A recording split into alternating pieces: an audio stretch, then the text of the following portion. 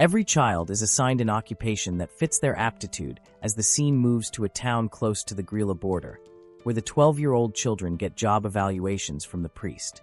Our protagonist introduces himself to others at the scene, stating he is Locke, a beast tamer. The girl says it's cool and shows incredulity that he could be a beast tamer as she gets near him. Emmy is the magic user among girls. Locke notes that the priest knew not even about the occupation. Expressing their belief in his talents, Gladiator Isaac and Saint Escra reassure him it's okay and boost his drive. Aiming to build an S-rank party, Locke thanks them. They all promise each other that they will become the strongest in their respective fields. Locke questions whether his career really counts and muses over the fact he will be happy as long as he can always hang out with his friends. He chooses to be the helping hand his friends need to realize their aspirations. 3 years later, the scene moves to the royal capital at Kronto, where it is raining outside. Locke shows up at last bearing belongings. He hears his friends discussing him as he is ready to open the door. Isaac says he thinks Locke should be kicked from their party. He calls his work useless and notes Locke hasn't even subdued one monster. All Locke can do, he says, is carry their belongings and complete other odd tasks that anyone else can do. Emmy supports Locke, noting his efforts at improvement. They are today a highly regarded S-rank party, she says. Isaac responds, though, that their party cannot maintain a deadweight like him, particularly if he cannot even fight. Furthermore, he is sure the hero showed interest in their party and said it is their opportunity. They cannot overlook it. He said that even the king would start to pay attention if they can establish a positive relationship with the hero. He conveyed hope that their community would gain as well. Nervous, Emmy agreed it could be true. Outside, Locke heard all of that and became depressed listening to their exchange. Isaac declared they will be meeting the hero tomorrow and into the Dungeon of Flames of Destruction. He said he is certain they will conquer the dungeon with the hero's might within their party. Later on, he chose to say goodbye to Locke. Then Isaac said casually that Emmy dating Locke would not cause any issues. Trying her best, Emmy advised Isaac to wait outside. Locke also agreed with him and questioned whether Isaac was right. Until now, Locke had never had the chance to meet a magical beast. Most beast tamers either spent their whole life searching for magical beasts or pursued a different profession altogether. Regarding the skills of beast tamers, they comprise support magic as well as magic for enchanting their equipment, which helps raise their allies' base strength. Locke, however, only helped with cooking, carrying the party's luggage, and scouting for enemies, tanking damage for his teammates, and even negotiating with the guild, among other tasks left for him to do. Feeling broken, he expressed that they don't understand. As the scene shifted the next day, the hero Kid introduced himself to Isaac's party and expressed that it was an honor to work with them.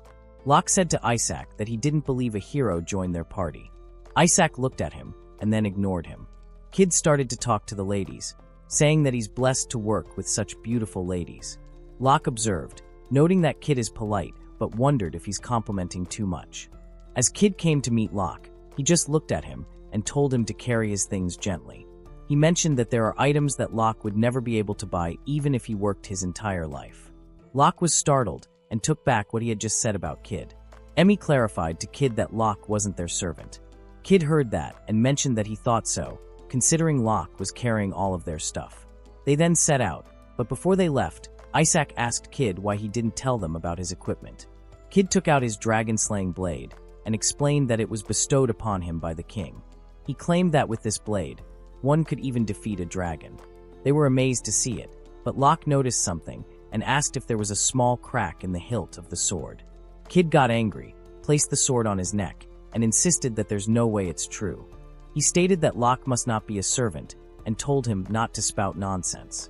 Isaac told Kid to ignore Locke, called him an idiot, and asked what they should do. They proceeded straight to the dungeon. Kid declared that he would protect everyone from harm, and Emmy expressed confidence that they would definitely conquer the dungeon. Lara asked them to leave healing to her. They united their weapons, and Locke observed it, reminding him of his old memories of being together with them. As he wondered, he had always tried his best throughout all the ups and downs they faced. His dream was to support everyone else's dream. But seeing them together, he wondered if he was no longer able to support them, even from the sidelines. As the scene shifted to the Dungeon of Flames of Destruction, they entered with Locke guiding them. Locke was having a meal as Isaac. Getting annoyed, asked why he was walking so slowly and if he couldn't walk faster. Locke had the skill Monster Radar, allowing him to know the estimated number and approximate location of the monsters inside the dungeon. Using this skill with a map helped drastically lower the possibility of encountering monsters. Isaac screamed, asking if Locke heard what he said and if he could go faster. Locke turned and denied, saying that he couldn't. Isaac was getting mad, telling him not to make excuses and to walk faster. Isaac apologized to Kid, saying that he had to see that, mentioning that he wanted them to reach the boss as soon as possible. Kid noted that there seemed to be fewer monsters compared to the last time he came to that dungeon. He acknowledged that even if Locke was just a servant, he could still scout for them. Isaac asked if Locke had ever explored that dungeon before. Kid confirmed and explained that when he was a novice, he explored the dungeon with a self-proclaimed highly skilled adventurer and almost lost their lives. He looked at Locke and mentioned that ever since, he never teamed with trash to explore the dungeon. Isaac got mad and raged on Locke, asking why it was taking so long. He then looked at him, asking him to bring the boss monster to them, while continuously cursing him. Kid looked at the map and then called Isaac. He told him that Locke wasn't leading them on the shortest route to the boss. They were stunned to hear that, and Isaac asked if it was true. Locke, feeling nervous, tried to make them understand. But Isaac didn't hear him and asked if he was doing that on purpose, and asked if he was trying to take revenge against them, make them take detours, and told him to stop fooling around. But Locke tried to clear himself, yet Emmy just slapped him, which left him stunned. Emmy looked at him and asked why he couldn't understand. Locke looked at her and realized that now even Emmy looked at him the same way as the others. He wondered when he had lost their trust. Locke had explained his reasoning many times before, to them and everyone else, and was pissed, asking when he had lost their trust. Then Locke agreed to take the shortest route, but said that they would be encountering more monsters from there. Isaac said that it wouldn't be a problem if they took them down. Hold on, if you guys are loving this video, make sure to comment, "We are loving it," because that is how I get to know that. Now getting back to the story. As they walked, many monsters attacked them. Emmy complained that the monsters were gathering in one place, and if they were too slow, more monsters would gather. They started defeating the monsters. Seeing them, Locke wondered if he could still call them his friends. They reached a big door, and Locke told them that it's the place where the boss resides. Then he suggested they take a break to unload some of the luggage beforehand. Isaac got mad and asked whom he thought made them late. Emmy added that not only were they late, but that Locke had also put them in a dangerous situation. Kid laughed, saying that Locke couldn't even read the mood. Locke replied that he got it, and Isaac got mad for his condescending tone. Finally, Isaac told Locke that he had always hesitated to tell him and said that since he's been useless, he would be fired once they complete the dungeon. He mentioned that they would go even further with Kid and their team. Locke looked at them, said that he understands, and mentioned that he would take it that Emmy, and the others also agreed to it. As the four of them joined their hands, concluding that they are the number one party, they made their way to enter the boss's place. Locke looked at them, remembering similar moments with them. He was told to watch the fight from behind, and for one last time, he'd support them by enhancing their weapons. As they went in, they were all stunned to see a large gray wolf. They saw it sleeping and wondered how even an E-rank adventurer could defeat a gray wolf when they weren't supposed to at the boss level.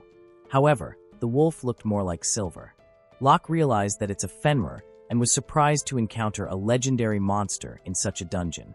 Even an S-rank adventurer couldn't take it down easily. The others still considered it a gray wolf and rushed towards it to attack. Locke tried to stop them, but they didn't hear him and attacked the monster.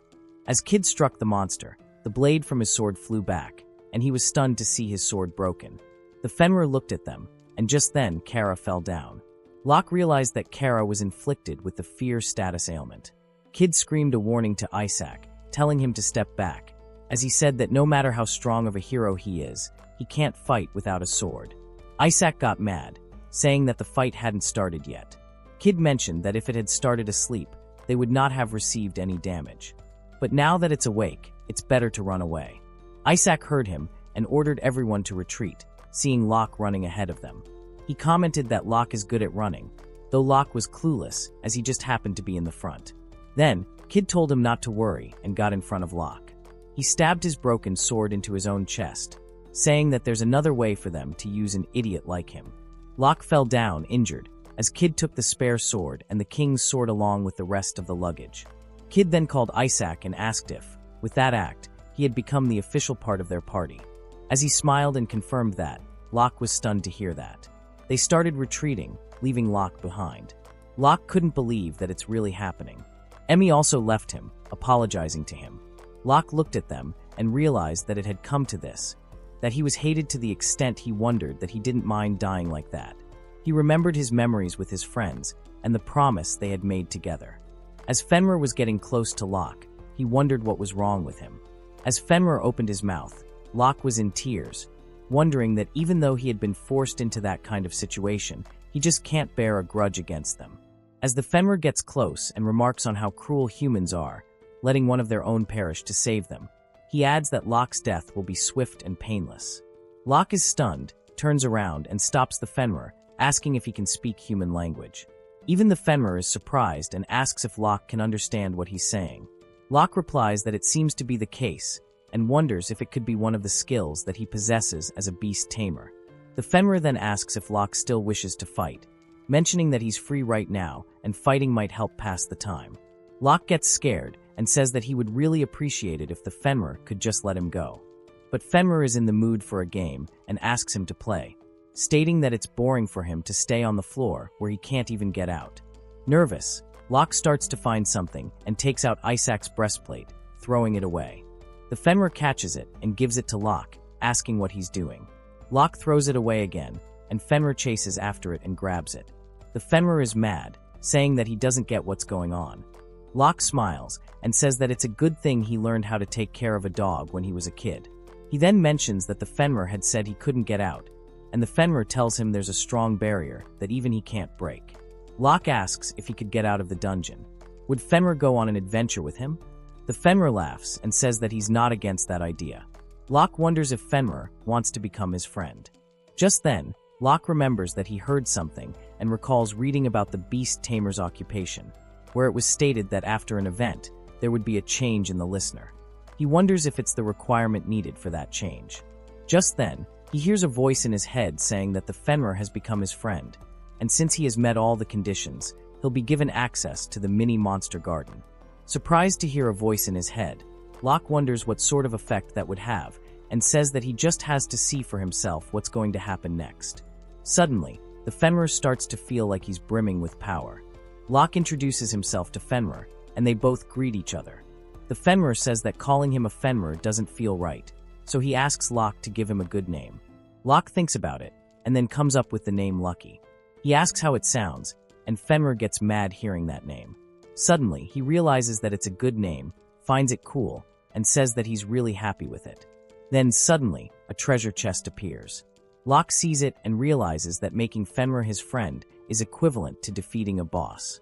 He opens it and finds a bracelet and a massive fillet in it. The Fenrir gets amazed, saying that the red collar is cool, and asks Locke to put it on him. Locke ties the collar around his neck and wears the bracelet on his hand. Then, he hears a voice saying that the mini monster garden has been equipped, and he can enter or leave the garden whenever he wishes to do so. Locke is still confused, and then Fenrir asks what's wrong, urging him to show what it does. As Fenrir touched the bracelet, suddenly, he got into that bracelet. Locke was stunned and asked if he was okay. Fenrir replied that he's fine, and then he got out of that bracelet, enjoying the experience and saying that it was really interesting to get in. He decided to try it out. Closing his eyes, he thought about the garden, and then he opened his eyes, finding himself in a whole different place. Locke was stunned to see that place, having a hut in front of him. The place was calm, and Fenrir felt like taking a nap. Locke looked around and considered that the place didn't look very spacious, but both the temperature and the weather were good.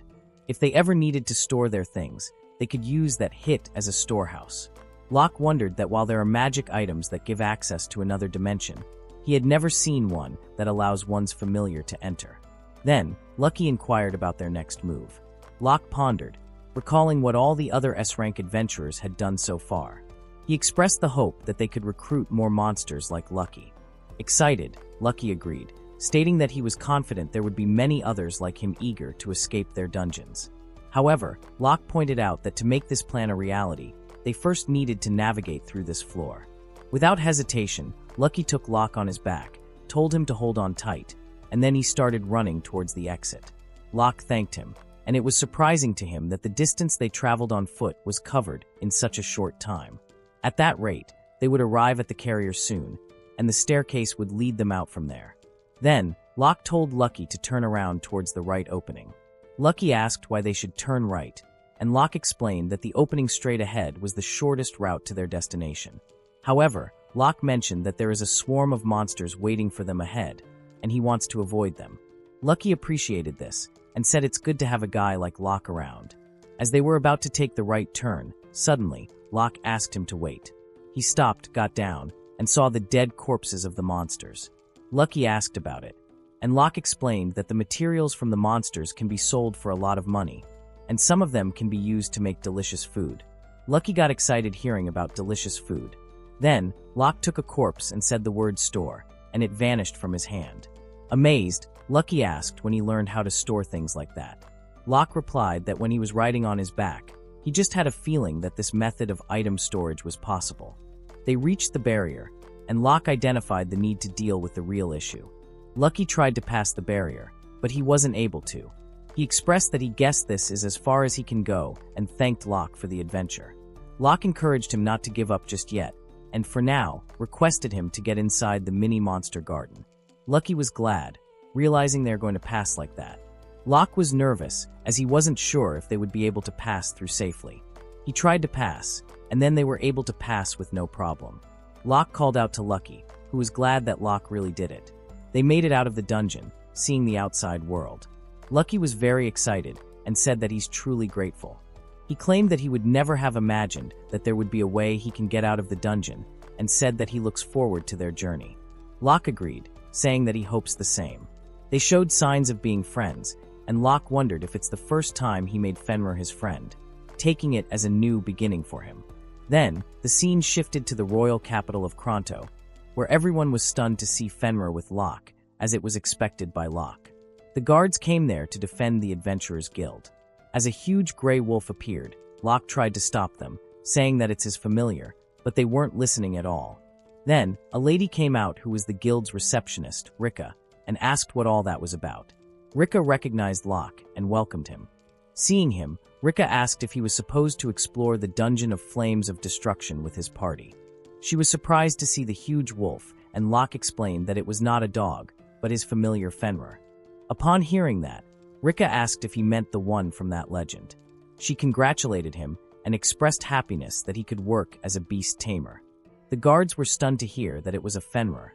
Rika then said that Locke needed to register himself and his family, and she took care of the registration.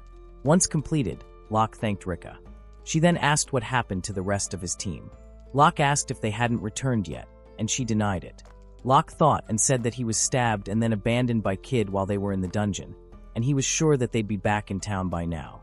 Rika got nervous and asked if he's okay. He mentioned that he was stabbed, but Kid's sword was snapped in half, so he didn't sustain any fatal injuries. Rika said that the rumor was true, and Locke asked about the rumor.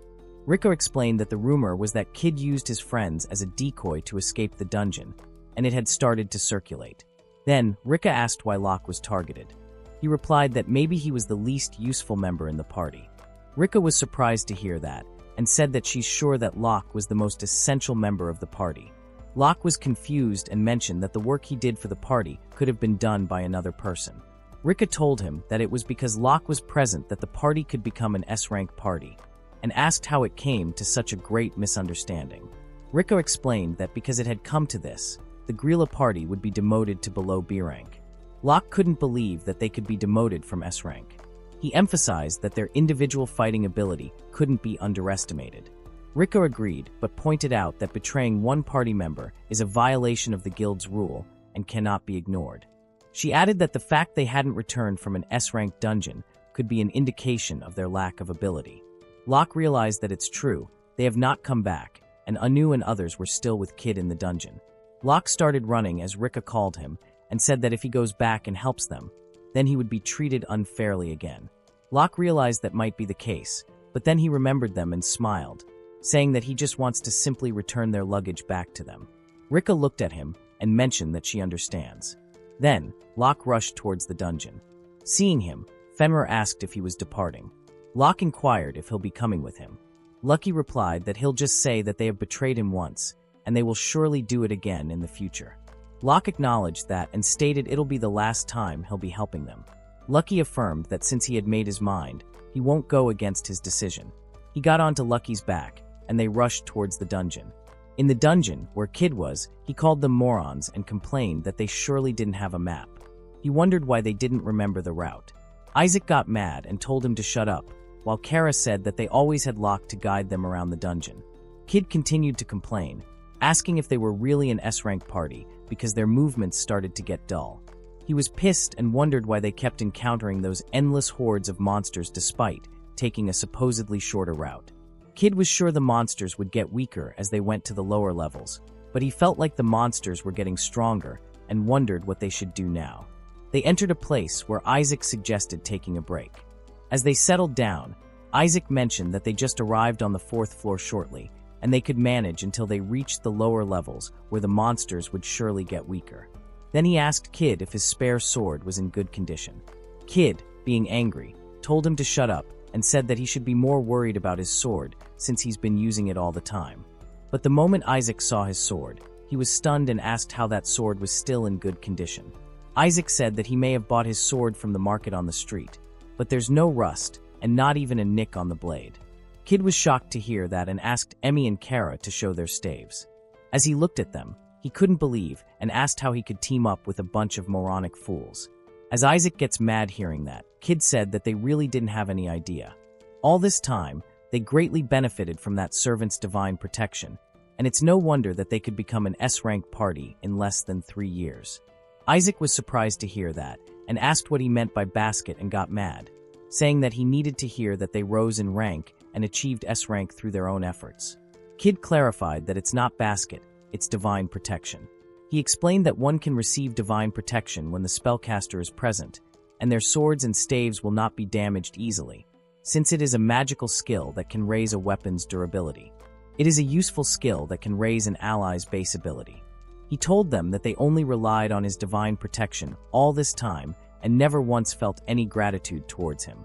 Isaac was stunned to hear that. Kid cleared them that without the servant, they are pretty much as strong as a party filled with C-rank adventurers. They were shocked to hear that as Isaac couldn't believe that it's the reality that he was able to become S-rank because of Locke. As he reminisced about his childhood where Locke was always appreciated for his swordsmanship, and Isaac was taught to do it like Locke, he was pissed, wondering that Locke was always in front of him. But then he said that as now Locke was no longer in their party, he'll not refuse to believe that he was the reason that they got this far. Kid was getting mad, and then he called out to Kara, asking how many times she can cast a healing spell. She replied that it would be once or twice for each person in the party. He asked about Emmy, and she said that if she conserves her magic, she can still fight reasonably well. Kid thought about it, and realized that if they wish to reach the staircase that will lead them to the 4th floor, they will need to get through 5 orange ants first.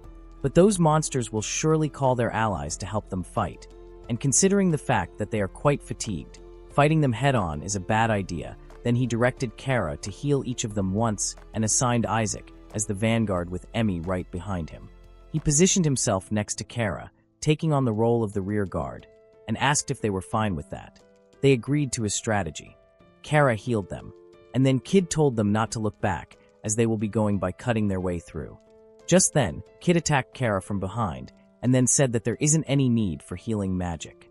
He said that he's really glad that she'll act as a decoy for them to escape. Being injured, Kara fell down as the 5 orange ants surrounded her.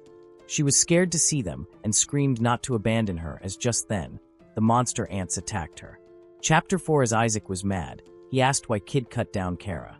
Kid said that he had no choice, but a sacrifice was needed for them to survive. He told them not to worry, as no one will find out about what happened there, and they are still in a dungeon. Isaac said that's not what he meant as Kid said that they are accomplices. They were stunned to hear that and asked about it. Kid said that they benefited greatly when that servant was still around, and the fact that they would abandon such a person is enough to prove their motive as accomplices. Kid was mad, asking why did he even agree to team up with a bunch of useless fools, and said there's no way he will be working with them again in the future. As Isaac told him to shut up, saying that he's not even as strong as he claims to be. As Isaac attacked the ants, he asked why they were unaffected by his attack, as it wasn't hard to deal with them before. He realized that it was because of Locke after all. As he was distracted, suddenly the ants were about to attack him from behind, and Isaac was helpless. Then, suddenly, Locke came there with his Fenrir and squashed those ants. They were stunned to see him as Isaac looked at him and said that he should be dead. Locke replied that he came back from hell. Fenrir asked if they should kill them and said as long as they are in the dungeon, no one will find out if they killed them. Then, Emmy called out to Locke and pleaded with him to save Kara and told him that she's still on the 5th floor. Locke was stunned and asked what they did to her. Kid revealed that they had no choice, but a sacrifice was needed for their survival. Fenrir said that it's ridiculous, as they betrayed Locke and yet still have the guts to ask him for his help. But then, Locke asked Lucky to go and save Kara. As Lucky commented on Locke as a kind-hearted man, they went to the 5th floor. As Locke was defeating all the monsters on the 5th floor, Fenrir was also helping him, as there were so many of them. Locke realized that the scent of blood seems to be the cause as to why so many of them had gathered there. Then, he looked at Lucky, wondering that he can be courageous now that he has Lucky with him. Then, he dashed towards the monsters and finished defeating them. Fenrir praised him, saying that he displayed some impressive movements during their fight. Locke was glad, saying that it's his first time fighting like that. Then, they started looking for Kara. As Fenrir found her and showed her to Locke, he went there and looked after her. She was badly injured. Locke reminisced about his memories with her, and then he apologized, saying that he didn't make it in time. He gave her a recovery potion, as he wasn't seeing any movement. Locke hugged her, being in tears. Then suddenly, Kara came into motion as if she was alive. As she opened her eyes, seeing Locke in front of her, she asked what was she there and asked if she was in heaven. As then, Kara apologized to him for leaving him behind, and Locke expressed that it's not important right now and noted that there's another problem now. She's not dead. She was confused. Locke informed her that the beast they have to face is the gatekeeper of hell and emphasized that they have to take that guy down too. Kara looked at Fenrir, then she smiled, and suddenly she fell down. Locke mentioned that she fainted. They then decided to return to the town.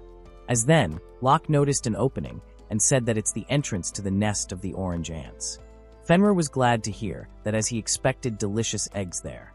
As they went there and saw the orange ants' eggs, they noticed that some of them looked different from the other eggs and others were smashed down by someone. Suddenly, the eggs cracked and the orange ants came out. They rushed towards Locke and to his astonishment, they started calling him Papa. Locke was nervous. Just then, a voice in his mind said that it seems that the orange ants want to befriend him and asked if he wants to befriend them. Locke was stunned to hear that voice, and then he wondered that it would be really sad if they were to leave them alone. He agreed to befriend them. Suddenly, a bright light occurred, and then the ants turned into humanoid forms. Then they were transferred to the mini monster garden. Locke said that he'll be going to take a look at the mini garden and asked Fenrir to take care of Kara. He gets into the mini monster garden. As he entered, he was notified that since he has befriended 6 new monsters, he will be able to upgrade the mini monster garden and gave him 6 features to choose. Locke decided to improve the river, the pond, the herb, and the fruit trees. He also upgraded the vegetable field. After that, the garden was upgraded and Locke was amazed to see that it really got bigger. Then, he saw some girls preparing the monster. He went there and asked if they were the orange ants from before. They called him Papa and said that they are sorting out the materials from the monsters he took down. Locke appreciated her. The girl asked if she's a good girl. Locke, being nervous, patted her and agreed. Locke noticed and wondered why only that girl was wearing a tiara and wondered if she perhaps a special breed when compared to the other orange ants. As then, he returned to the real world. Seeing him return, Fenrir conveyed that there was trouble. Locke, concerned, inquired about it. Fenrir explained that all the eggs hatched open and he couldn't eat any of them. Locke, relieved, said that he'll treat him with something delicious later. As then, the scene shifted where Locke came out of the dungeon. He saw Kid and Isaac arguing with Rika, saying that it had nothing to do with that party and it's about their friend. But Rika said that Mr. Locke asked her to wait until he's back. Locke went there and asked what the matter was. As Rika saw him, she told him that Kid and Isaac were denying everything Mr. Locke was saying. Kid came forward, saying that the guild was making strange accusations and asked if he could explain them properly. Locke asked what he wanted him to explain. He asked if it meant they had been struggling with the 4th floor, even though they were S rank, or if it was the time when he used Kara as bait by slashing her on the 5th level. He asked if it was that time when he stabbed him while escaping from Fenrir. As Kid was nervous, Isaac cursed Locke, saying that he didn't have any idea what he was saying. Kid told him to calm down and said to Locke that just because he was fired from an S-rank party doesn't mean that he can lie and make up false accusations. He asked if he had any evidence. As Locke thought about the evidence, Kid said that without evidence, accusing is wrong and warned him, saying that he's a hero and he can make sure to tell the king about this. He grinned at him, asking if he understood what he meant. Then Locke asked for a second and took out Kid's sword, showing them. He said that the wound in his armor perfectly matches with his sword and asked if that's enough evidence.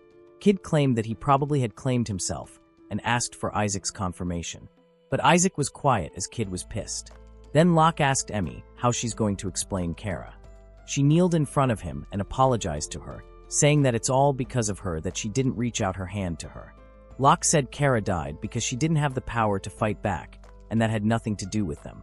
Locke claimed that Kid had stabbed her in the back, but Kid asked for the proof, saying that he can't really get any proof from the corpse. Then Locke looked at Kara and asked her to wake up and asked if Kid was the one who tried to kill her. As Locke said that he knows she's asleep, she wakes up and asks if it isn't cool to see her. Emmy was stunned and in tears. Locke punched her, telling her to wake up, and she finally woke up. Emmy rushed and hugged her tight, but Locke interrupted and asked Kara to look over there. Kid was getting mad as Kara, on seeing Kid, also got mad and asked how dare he cut her and make her a decoy. Locke was nervous, and the people started to curse Kid. Rika said that the evidence is the witness, and that's all they needed. Rika started to state all his crimes and said that at the very least, they needed to strip him of his hero name. Kid was all screwed. Then Locke bid goodbye to Rika, and she thanked him for his cooperation. Isaac called out to Locke, and as he turned around, he suddenly kneeled down in front of him and apologized, admitting that he did half. He expressed the desire to continue being an S-rank party. Locke looked at him and asked didn't he know that Kid was going to kill him. Isaac was nervous to hear that, and he said that he didn't know what he was talking about. Locke pointed out that Isaac mentioned that Locke is the member of his party that runs, and he was sure that they were trying to kill him all along. Isaac denied that, screaming, and said that he was not going to let him say that. He asked if Locke knew how much he's been taking care of him, and claimed that he was the one who got him to the S rank. But then Rika denied, saying that it seemed that Isaac had misunderstood something. She said that it's because of Locke that they were in the S rank. Rika clarified that Locke was the only one with a rank ability in their party, and they were probably C rank, or maybe even B rank at their best. Locke was also surprised to hear that. Rika said that if Locke made a party with an E-rank adventurer, then they could probably expect the same results. Isaac was mad and told them not to play with them. He cursed Rika, who claimed them to be weaker than B rank. Rika confirmed that it's true. Isaac got mad and asked to have them fight. And if Locke wins, then he will accept the demotion. But if they win, then Rika has to pretend that the case never existed. Locke was nervous and tried to calm him, but Rika agreed to his conditions. Locke was shocked and said that he hadn't joined any party yet, but Rika told him to do it. Then Rika said that this is a request from the guild and asked him to team up with an E-rank adventurer and show them his training abilities. Some rewards will be given. Locke accepted her request, and it was a temporary party. Rika instructed Isaac that it's him, Emmy, and Kara. They'll have those 3 people challenge it. She explained that regardless of Kid, who was under suspicion of murder from before, he couldn't participate. Kid inquired about it, and she clarified that it was so many years ago. But Kid argued that she didn't have proof for that. Just then, a person said that he'll testify. The person revealed his face, mentioning that he used to be a member of an E-rank party known as Jet Black Spear, and told Kid not to tell him that he forgot about it. As Kid denied, saying that he didn't know, the person stated that it was the dungeon of extracting and their friends took the bait too. He mentioned that he tried to help, and when he got back to the city, people told him about it. He heard that people were saying that it was a story from a nameless adventurer or the hero with connections in the capital. The person was in tears, saying that he only had done his job properly. Rika pointed out that no matter how many connections, this time Kid can't escape that evidence. Kid said to Isaac that he shouldn't have joined that small party. Locke replied that he's right and called him a fraud hero. Kid expressed his unwillingness to be a proclaimed S-rank party, and then took out his sword, slashing the men in front of him. Kid said that he's getting caught by the guild for the reason that he doesn't even remember. Locke told him to stop as he was trying to do it more. Kid, being mad, told him to shut up and not to talk to him, claiming that he's not the type to go down. He rushed towards Emmy and placed his sword on her neck. They screamed, telling him to stop. Rika said that they can still go back to how things were. Kid told them to shut up, saying that he doesn't even want to be a part of that damn guild. As Emmy was struggling, Kid instructed them to move aside if they didn't want Emmy to get hurt. They gave way to Kid. As he took Emmy and escaped from there, Locke rushed towards him. As he gets out, he sees Lucky there and Kid injured on the ground. As Locke saw Lucky, he asked how about it. Lucky made sure that Kid didn't explode from his hands. Locke was glad and thanked Lucky as they were about to restrain Kid safely. As the guards came and took Kid with them, Locke thanked Lucky again. Locke then said to Isaac and Emmy that he had delivered their luggage. Isaac was pissed, and Emmy bowed in front of him, apologizing to Locke. Isaac stopped her, saying that's enough. He knew it wasn't any contest, but he didn't have a choice but to put him back in the party and asked if that would be enough. Locke sighed and apologized, saying that he's not going to be in a party with them. Isaac was mad hearing that. Kara said that it's right and considered that Locke is the one who's been betraying her fellow, so he's going to be in a party with her. Locke asked how that could be, and Kara was stunned to hear that. She asked if he was also abandoning her, as she blamed Isaac for bringing that kind of person there. They started arguing. Emmy came there and told them to stop. She said that from that dungeon. The guys understood that Locke has been the one who's been helping them the most, and they didn't want to admit it and just pretend that it's not the case. She stated that everything was their fault. Isaac was frustrated. Seeing the tension, Rika suggested that they should move on to the challenge.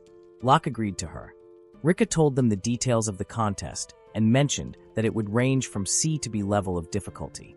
Isaac grinned and asked what's with that low-rank request, questioning if she's underestimating them. He declared that there's no way he's losing to Locke.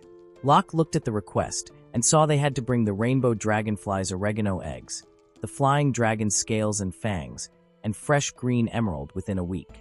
Locke wondered if it's pretty simple, but he asked Isaac if he's sure. Isaac, being confident, asked if he's chickening out. Then he takes the request. And then he is stunned to see the request as he screams out, asking what's with the request. Rika asked what seems to be the matter and asked if their S-class party is leaving now. Locke realized how it was. They dashed up being an S-class party, and the guild has all the information, including all the requests they have completed in the meantime. Kara's dislike towards oregano, Emmy's fear towards insect demons, and they also know that. It means that this is the warning from the guild that they will not tolerate adventurers who do not follow the rules. As Isaac was mad and had to accept that, they left. Rika then said that as for Locke, she'll introduce him to the E-class adventurers. Locke conveyed to Lucky that this might take a while, and mentioned that he enjoyed his stay for the meantime. Lucky nodded, and then he went with Rika. She asked Locke if there was anything he hated about making a party. Locke thought about it and mentioned that he didn't really like being betrayed and also didn't like people who don't follow directions.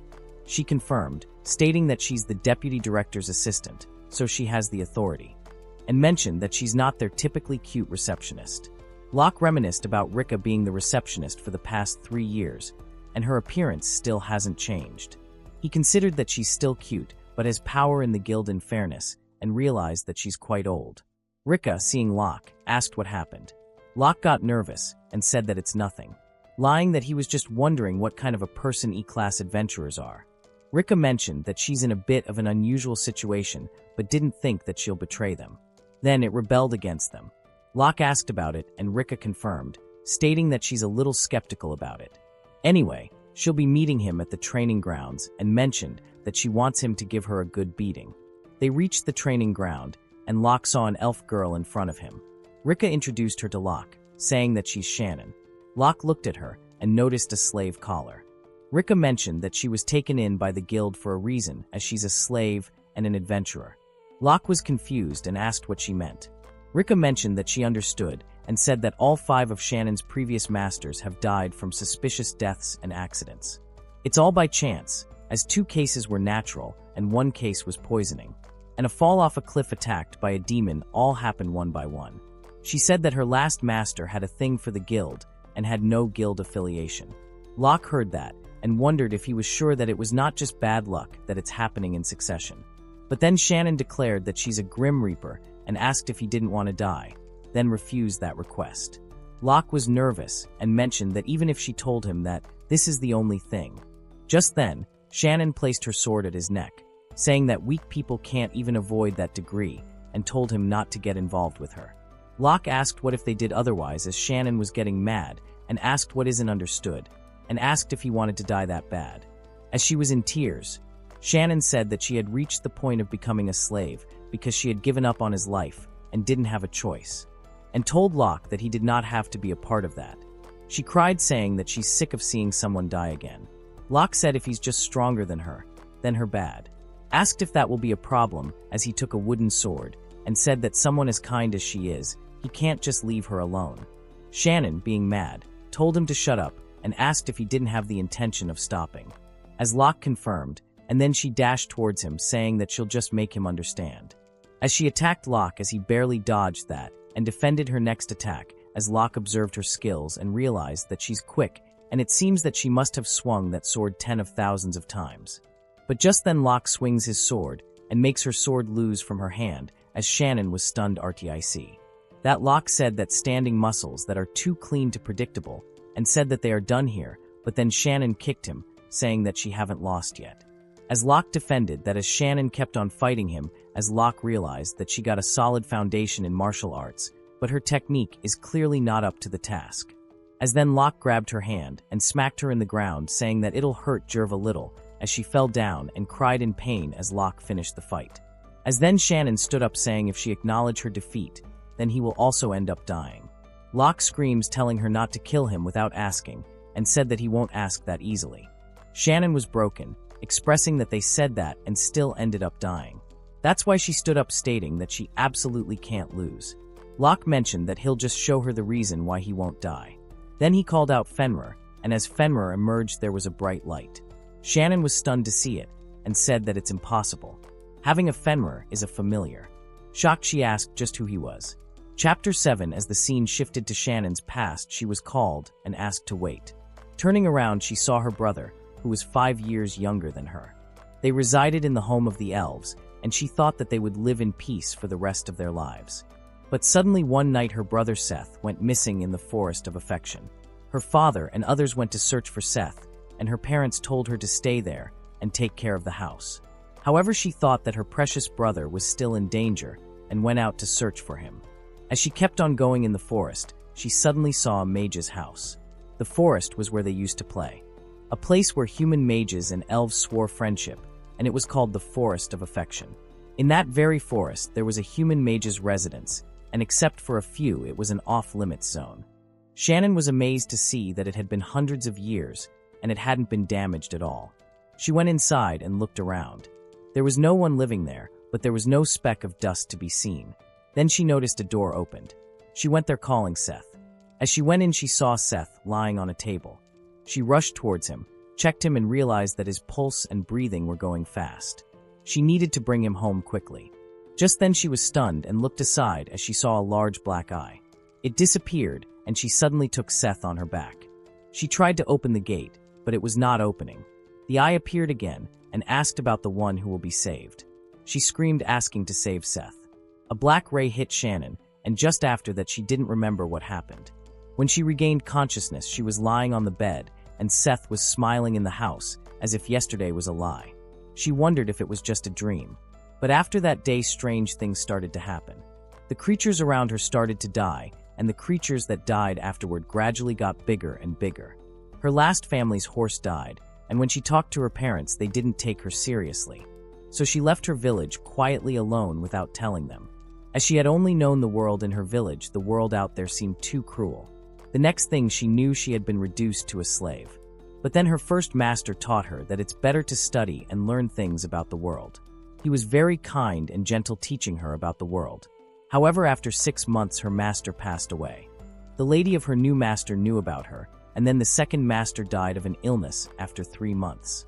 The third one died within a week of falling off a cliff, and the fourth one took poison herself.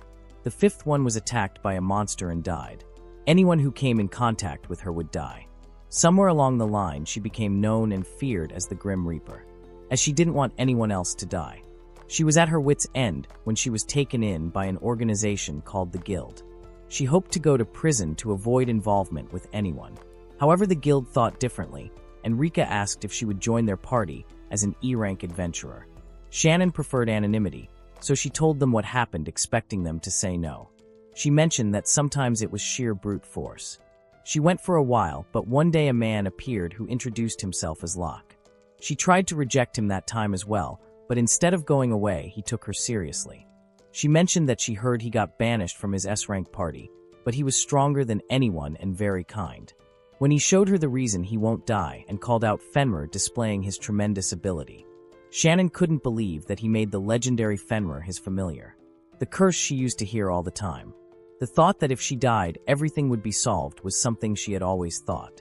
But that's just because she had been suppressing her true feelings. She said that she still wanted to live and looked at Locke, wishing him to be the person she could rely on. Just then she collapsed and fell down. Locke rushed towards her and asked if she was all right. Rika looked after her and said that she was all right, but it seemed a little overwhelming for her. She looked as if a weight had been lifted off her chest. Rika left, saying that she would let her rest a bit. As Locke noticed Lucky and turned around, he asked if Lucky barking at her was a bad idea. Locke denied, saying it turned out to be just all right, and thanked Lucky for that. Then Lucky asked what Locke was going to do with that bird. As Lucky howled, the bird fainted and fell down. Just then Locke heard a voice telling him that a sky bird wanted to be his friend and asked if he would befriend it. Locke agreed, considering that it would be fun to have a lot of friends. The sky bird was befriended and transported to the garden. Shannon came there, and seeing her, Locke asked if she was already fine. Shannon was nervous and then bowed down, apologizing for what she did before. Locke replied that he thought she was thinking of the other person when she did that. Shannon thanked him, acknowledging that she was inexperienced, and asked if it was all right for her to join him. Locke smiled and accepted, saying it was nice to meet her. She was glad and greeted him back. Then Lucky touched Shannon. Locke was stunned when Lucky smashed a rock with just a touch, but Shannon was all right. Lucky mentioned that he's developing, and more importantly confirmed that she had a pretty powerful curse on her. Locke asked if it could be broken or something. Lucky said that he couldn't break it, as that kind of delicate work was not for him, but he believed that Locke could break it. However, Locke denied it, lacking the knowledge about it. Lucky grabbed Locke's head, stunning him, and suddenly Locke felt all the knowledge flowing inside his head. He realized it was the opposite of divine protection and thanked Lucky. Then Lucky told Locke to try it. But someone came there and told Locke to stop. As he turned around, it was the guild chief, with Rika stating that he couldn't let Locke break that curse. Titus said that he knows Shannon is currently a slave from the guild, and according to guild rules, they cannot have amateurs spell breaking their staff. Locke gets mad, saying this isn't the time to talk about it, and if they don't take action quickly, then Shannon will. Titus interrupted, saying that Locke didn't seem to be his usual self, and told him if he let his emotions get the better of him, then he'll end up just like Isaac. Locke realized and apologized to them. Titus said that so many things had happened and claimed that Locke is a little tired. Locke agreed, but then asked if Shannon can't get rid of the curse on his staff. Then is it fine if she's not his staff? Titus praised him, saying that he's really something, and said that he thought he'd give him a little more time to cool his head. So he decided to go straight to the point and asked if he wanted to buy Shannon from the guild. As Locke was stunned to hear that Titus said that if he did, that she wouldn't be part of the staff anymore, and he'll be able to break her curse. He asked what Locke thinks about it. Locke was confused and mentioned that he didn't have any clue. Titus asked what he thinks the Adventurers Guild is for. Locke asked if it was for adventurers to make a living. Titus agreed, stating that there's also that part, and mentioned that he believed that this guild is to make adventurers happy. That's why Isaac and others' betrayal was acceptable. But that won't change anything for them. So he mentioned that he can say that he's naive, but was hoping for them to use that chance to take a fresh look at themselves. He mentioned that then to express his gratitude to him, who supported them through their hardship, and looked at Shannon, saying that she also had her fair share of rough hardships. But still, she's a sweet girl who cares for others. He mentioned that they both have been through a lot, and having sacrificed themselves makes them good partners. He mentioned that he'd be happy if he could help her, and would appreciate it if Shannon could support Locke as well. As Locke was surprised to hear that and wondered that he didn't think that anyone would understand him. He realized that there were people watching over him. Locke smiled and looked at Shannon asking what she wanted. She got nervous, saying that she doesn't have the luxury to decide things like that. But then she said that as long as Locke and the others won't be harmed, she'd like to go with them. Then Locke decided that he'll take Shannon with him, but asked how much that would be.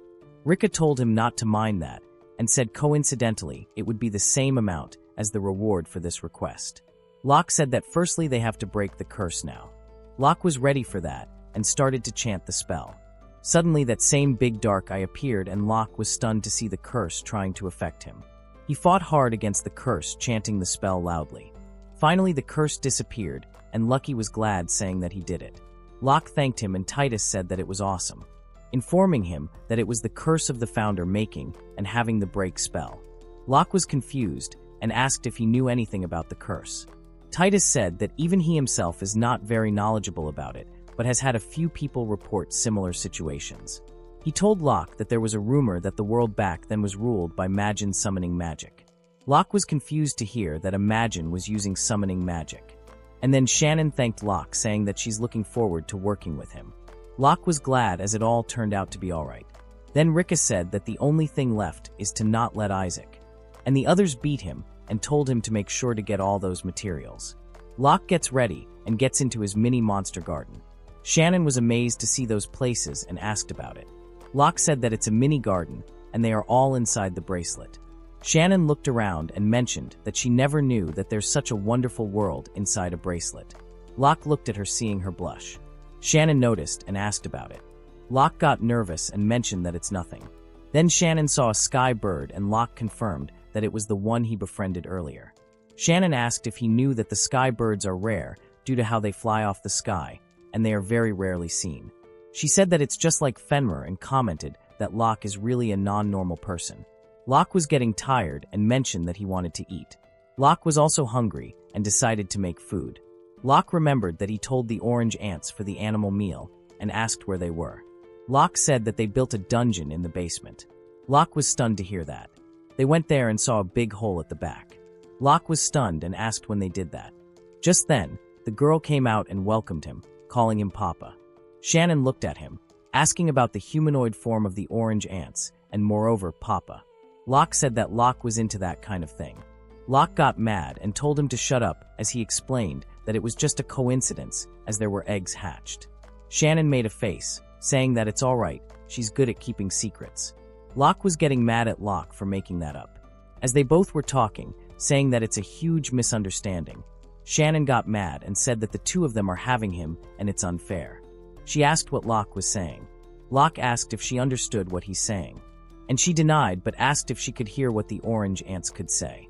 She agreed to that as Locke got stunned and asked just what does that mean. She also thinks that it's a person. Then, the orange ant said that it's because she has the ability to talk to humans. She said that she's different from the rest of the ants and has a mission to lead her family. That's why she has the skills to negotiate with other races and command them. As they understood, the girl said that it's a skill called the interspecies language and asked if she tried copying it. Would she be able to use it? Locke was confused. Then the ant used her power and it was done. Lucky asked if Shannon could understand him now. She confirmed that she understood it as Locke was stunned to see that. Shannon thanked the orange ant and Locke realized that there is a lot in this world that he doesn't know. Then, the ant and Shannon started talking. Locke started thinking about the name and the girl got excited hearing about it. She asked about it and Locke asked Jai about it. He named her Patra. After hearing that, she got excited and was glad that she received a name. Then, she asked to give them a name too. They went out and Locke got nervous seeing them. They all liked the same, and then he thought about Orange and named them as Orange ABC and so on. The ants made a face, but suddenly they were glad to get that name. As Locke was confused and asked if they liked it. Seeing them, Locke said when he looked at them, it was surprising how much personality there is in them. He decided to give them names when they start to develop characteristically. Then, he asked about the dungeon they built. Patra showed them the chilling room where they keep their meat and stuff, the dry room where they keep the fur dry, and the demon rock room, which they found while digging the hole, storing them all together. Locke found that amazing and said that he couldn't believe that they did it, commenting that Patra and others are very good. Then, Locke said that they have the meat now and decided to cook. The scene shifted where Locke was in the market with Shannon. He was getting a knife, a grill frying pan, and pans. He said that he almost forgot that they don't have the cookware. Shannon asked why he was going to cook. He said that they don't have much time, so he's thinking of making fried chicken. Shannon asked about it, and Locke said that it's a very simple dish, and one just needs to season the meat and fry it. They are really great with cabbage. Shannon was excited to eat that. Then Locke went to a vegetable vendor and asked if he had cabbage, but the vendor denied, saying that it wasn't coming lately and won't be in stock for a while. Locke was disappointed as he really wanted to eat it with cabbage. Just then, someone came and asked if Locke was sure that he wanted to fool around that place. Locke turned around and saw that it was Isaac with Emmy and Kara. Chapter 9. Isaac then said to him that if he kneels down to him, then he'll gladly put him back in his party. Just then, Shannon gets in front of Locke and asks Isaac about it. Isaac asked who she was. Locke told Shannon to just leave them alone, and he has nothing to do with Isaac now. He asked him not to pester him anymore. Isaac grins at him, then strides towards Shannon and is about to punch her. Locke was able to stop that punch and asked what he thought he's doing. Isaac steps back and says that Hero knows what kind of under 100 tactics the guild is using, as he thought they'll pair him with a strong adventurer. But from the looks of it, he commented that she looks really like an E-class. Then he said that if he's working with that piece of garbage, then he wouldn't be able to use him properly. As Shannon gets mad and asks Isaac to take it back and screams, saying that Locke is not an object and calls him crazy for such things, like to use him. Kara asked if the elf was really his new partner. Locke confirmed, saying that she is an E-class old adventurer. Kara gets close to her, looks at her, and then comments that she really had a lack of clothes. She advised Shannon that if she's going to party up with Locke, then being mindful of what she wears will be beneficial for her. Locke mentioned that it was none of his business and stated that it's not like her strength would change because of what she wears. Kara got frustrated and mentioned that there's no way Locke would pick up an E-class adventurer. Locke clarified that it wasn't his choice, actually. Kara started to argue, and then Emmy came there and apologized for the rude things they both said to them and introduced her to them. She again bowed down in front of Locke, saying that it's not something that can be forgiven with an apology. But she apologized for everything she had done. As Locke said that he's been thinking a lot about it too, Emmy mentioned that she thought he was going to quit being an adventurer. But then she thought that he wanted to have a contest with her for one last time and gauge her power. After considering it, this is what she decided to do. Isaac left and wished them good luck. Then they left. Shannon was about to say something, but Locke mentioned that it was all right. He stated that they can't afford to lose now and asked to get back in the meantime. They started making food, and Lucky got all covered by cornflour. Locke told him not to play with cornflour. Lucky said that he wasn't playing, he just thought that he needed help. Finally, the food was ready. Locke presented his deluxe edition of fried chicken. They were thankful for the food and ate it, amazed to eat such delicious food. They praised him, saying that it's delicious. He thanked them, telling them to eat it slowly as it's hot. He asked Shannon to take a bite, and she ate it and said that it's delicious. They all enjoyed the food. After that, Locke said that he'll tell them what they are going to do. He said that their destination this time will be the Fresh Verdire dungeon. It's located in a place where it takes 2 to 3 days of carriage one way. Normally, this request would take about a week to complete. But he said that there is a forest, a storm, and a lot of places where it's hard to go. If they travel in a straight line, they can get there in less than half a day. He said that judging by the weight of Isaac and the others' baggage, he'd expect them to take the usual route. Unless they get into some kind of trouble in the woods, he doesn't see how they can lose. Even if they are following the shortest route, he thinks that it wouldn't be as smooth as they think. They finished filling up their bellies and decided to depart. Shannon and Locke were on Lucky's back, and they strode towards the dungeon. Locke noticed that the monster wasn't attacking, which was expected of a Fenrir. Just then, they heard a voice and asked, "Was that a crying voice?" Shannon said that maybe someone was being attacked by a monster. Locke asked Lucky if he could go back for a second. They then followed the cry and were stunned to see that a monster was crying. Locke asked what that. "Guys, isn't if that's a stone statue?" Then he realized that it's a gargoyle. As the monster looked at them, he got scared, screamed, and attacked them with wind magic. Fenrir said that he surely got some nerve to challenge him with wind magic, and then Fenrir casted his magic.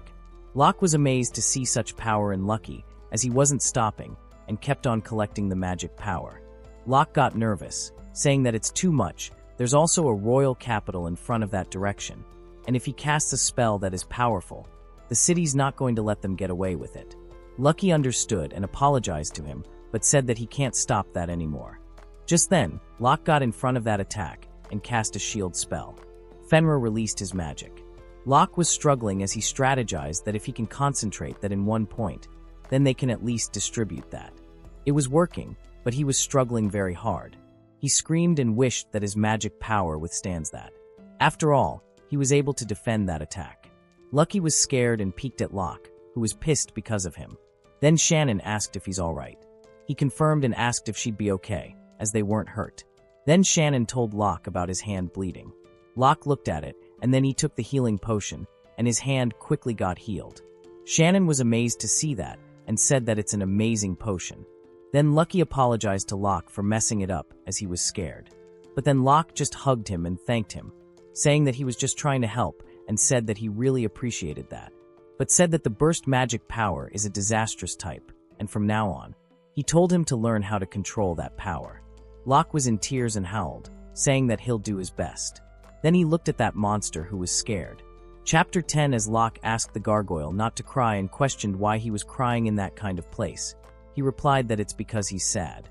He explained that he was fired from the Demon Lord army. It was new to Locke hearing that monsters can get fired too.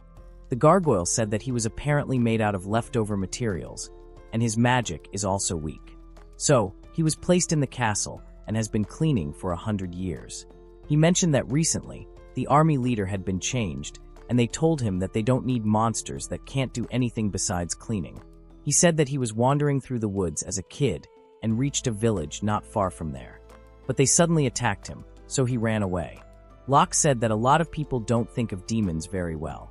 The gargoyle said that it's his first time that he met people, and the fact that he's unfinished and the fact that people hate him makes him feel really sad. He wondered what he was born for. Locke wondered that he had heard that gargoyles are the elite troops of the Demon Lord's army, and that it took a lot of magic power to make one. So, Locke asked him what he was planning to do now. The gargoyle was hopeless, asking what he should do. He started to cry again. Seeing him cry, Locke asked if he wanted to come with them. The gargoyle asked if that's alright, even though he is just weak and a cleaning gargoyle.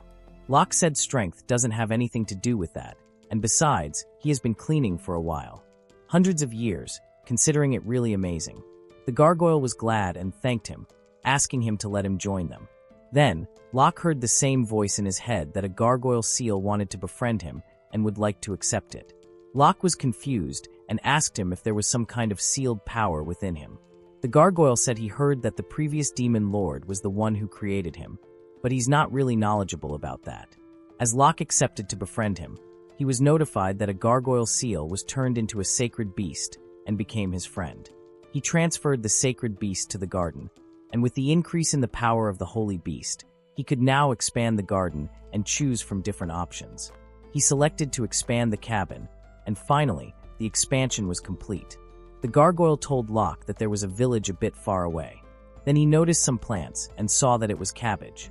He asked how there could be a cabbage patch in the middle of nowhere. He noticed that Lucky was asleep and realized that it was night, deciding to rest there. The scene shifted to the next day, where they went to the village which the gargoyle was talking about. As they reached it, it was the Kusano village. They went in and saw a man sleeping. They called him, but he wasn't listening. Shannon got close and shook him, asking him to wake up. The old man woke up, saw Shannon in front of him, and called her an angel. He said that it's about time that an angel kicked him up, and then he was about to kiss her. Just then, Fenrir placed his paw over him, and he fell down. The old man was fully awake, saw Locke and others, and asked who they were. Locke said that they were adventurers on their way to the cave up ahead, and then they heard about the village. The old man heard that and said that they were just in time, telling them to go and see the village chief and ask him for advice. As Locke wondered about the advice, they went from the village and observed the villagers. He noticed there were a lot of skinny people, and he was sure that there was never a famine in that region. The village chief, introduced as Onigami, greeted them. Anagami said he's glad they came and mentioned to the person who brought them there that it seems he woke up properly this time. The person replied that if they are skilled, he'll recognize them even if he was asleep. They started arguing, and Locke asked about the advice. Anagami apologized and explained that about a year ago, goblins started leaving for the Green Garden Swamp, and their fields haven't been doing well. The goblins raided their village, took away what little food they had, and when a group of young men tried to retaliate, the goblins got them in return. Anagami asked if they could use their help. Locke thought about it and said that goblins have more wisdom than other monsters, and once their numbers increase, they become a nasty bunch. Anagami mentioned they requested help from the state and the guild, but they couldn't pay a decent request fee, so no one took their request. Locke realized that he can't help them just out of goodwill if he wants to make a living as an adventurer. Besides, even if they save them, there's a chance they might ask for help again, and they need to be able to live on their own. For the meantime, Locke asked to take a look at the map of the area where the goblins were. He showed him the map, and by looking at it, Locke said they might be able to handle the goblins. He mentioned they saw a cabbage patch on their way, and suggested that they can survive hunger for now. Anagami thanked him, but Locke said that if they don't do anything, they'll end up repeating the process over and over again. To prevent that from happening, he offered to help develop the village and asked if, in the future, when the village is profitable, they could give him 20% of the revenue. Anagami was nervous, saying it's not an amount he can decide on by himself. Locke proposed that if all the villagers cooperate with that demand, he'll settle for 10%. He said that it can be from any sales, minus the cost of everything and their labor. Locke said that besides, even if the villagers help them, they will help to thin out the goblins and provide food. As the villagers started to discuss, we got to know that the fundamental problem in that village is that it's blocking traffic from the rest of the city. The fields were not well maintained, and they have no special products, so they get foreign currency and are not getting what they need. Locke wonders if he can help them for free, but it won't do the villagers any good, as the villagers also need the resolve to do so. As Anagami said that they understood and asked him to let him consult